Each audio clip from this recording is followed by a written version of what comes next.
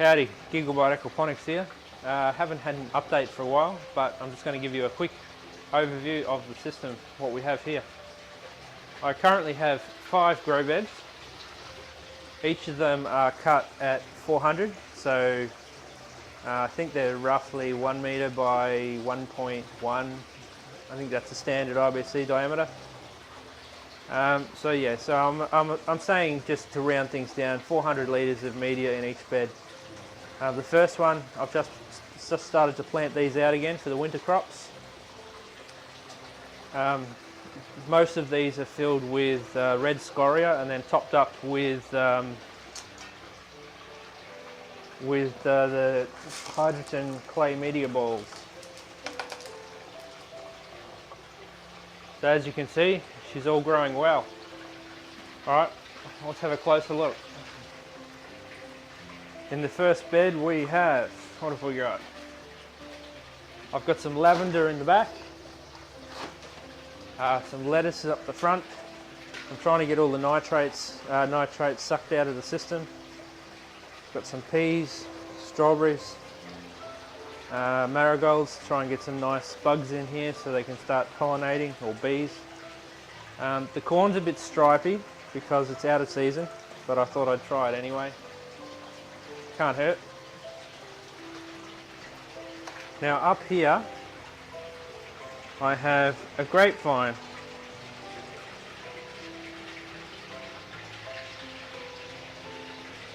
The grapevine seems to be going great guns. Very curious to see how that'll go and if we get any fruit. And you can see here that I'm running all the beds is constant flood or constant flow.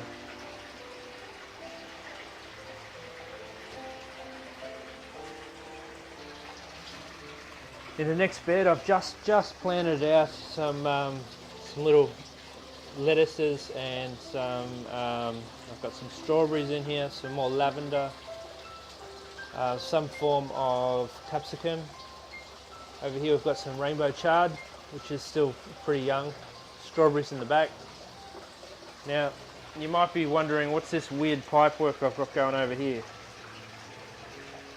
Now, instead of plumbing both of these beds separately, I've modified one tap to go to both beds.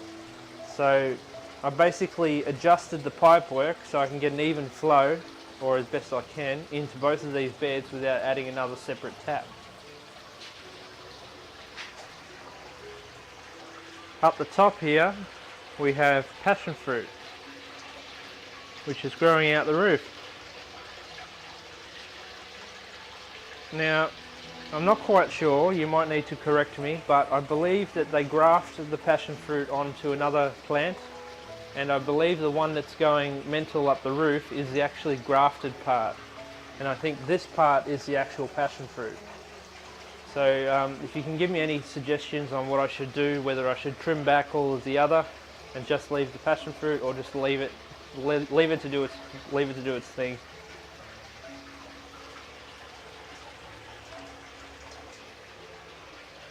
In the next bed we have strawberries.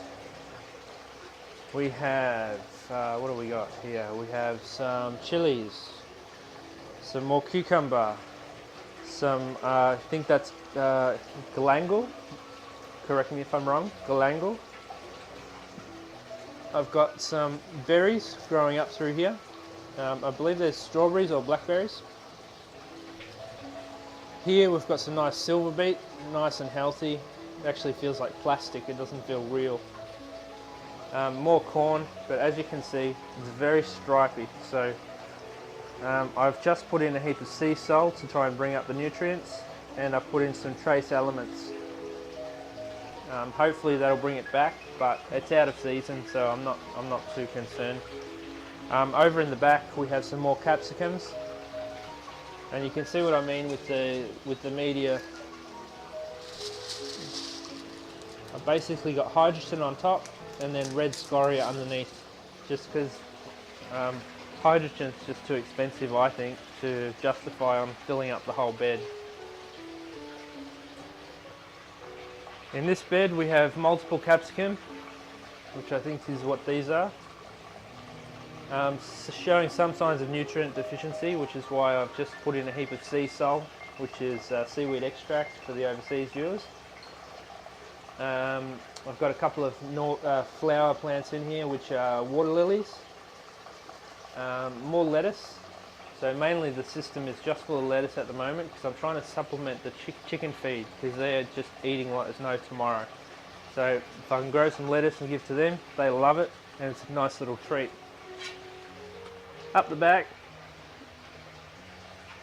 I have, I can't remember which is which, but one's blackberry and one's strawberry. So that's going to grow up, and I'll make up a trellis to go across that back wall. This is north facing, so it shouldn't affect any of the sun coming in to the rest of the garden. The last bed, I'm letting it go a little bit nuts, but in the back there's some spring onions, which are just monsters. We've got chilies. I'm not sure if you can see down here,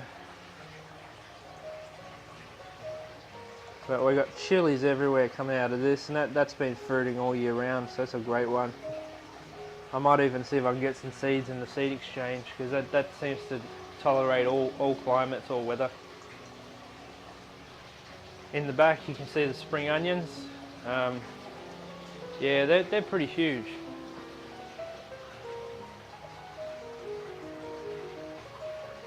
So they were just store-bought, and then we plant them in here just to let them grow out until we're ready to eat them. And over the back in the corner we have some more galangal, I think it's called, which I just pick that every few days and give that to the chickens. They love it, and it's a nice little treat other than their layer pellets. Now all of these beds, they basically just all flow underneath back into the primary sump, which is underneath the second tank, and then that will pump back into the main fish tank. You can also see up here, sorry if it overexposes, but I've got more berries climbing across the roof, and that'll be nice when they come out.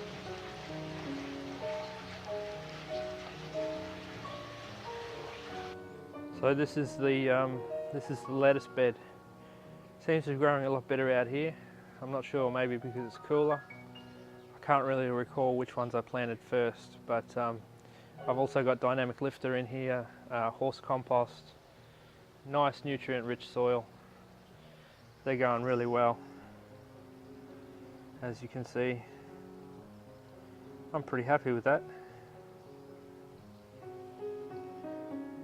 This bed is full of garlic. On last count, there's over 50 in here. And there's also this plant here.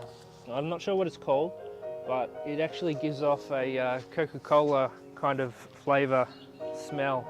So you can add it to lemonade and you get a nice Coca-Cola flavour to your drink. I can't for the life of me think of what it's called, but if I can, I'll put it in the description below.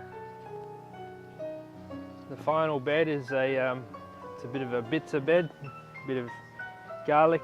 There's some asparagus in there, some chilies, basically whatever seedlings I have left, just to chuck them in the soil. They're going well as well. Down the north side of the house, I've also planted out a heap of lettuce seedlings, which are also doing exceptional.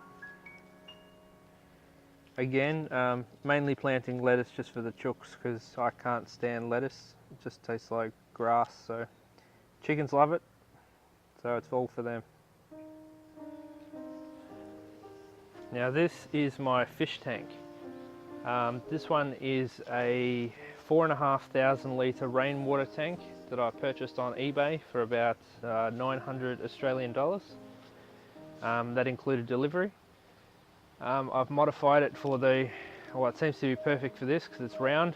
I get the water flowing on a slight, like a radial flow, not a radial flow. Yeah, no, a radial flow. So the water slowly spins around, and then the solids lifting outlet will lift it up. push it through the other filters, and then yeah, back into the garden. Okay, I'm overexposing a bit so you can actually see in the water. In here I'm running 4 rather large air stones, and I spread them out evenly through the tank, which seems to give sufficient air for all of the fish.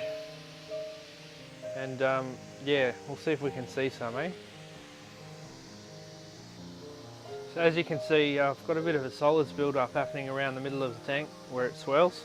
So the way I correct that is just to get a broom, standard house broom, and then occasionally I'll just give it a little quick sweep, get those solids moving, and then the slow should pick them up and then send them on their way to the next lot of filtration.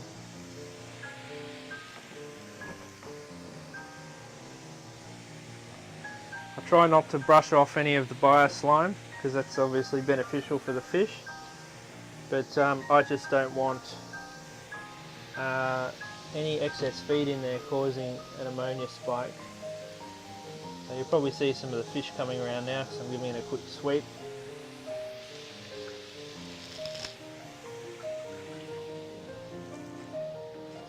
And there you have it. That's my system in a nutshell. So as you can see, we've got plenty of air in there. That should be more than sufficient for it to trout and the about 100 fish I have in there. I've noticed too, whenever I pull any plants out of the garden beds, the roots are really nice and white and not brown.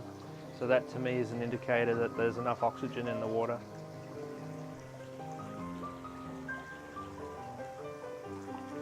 Yeah, alrighty.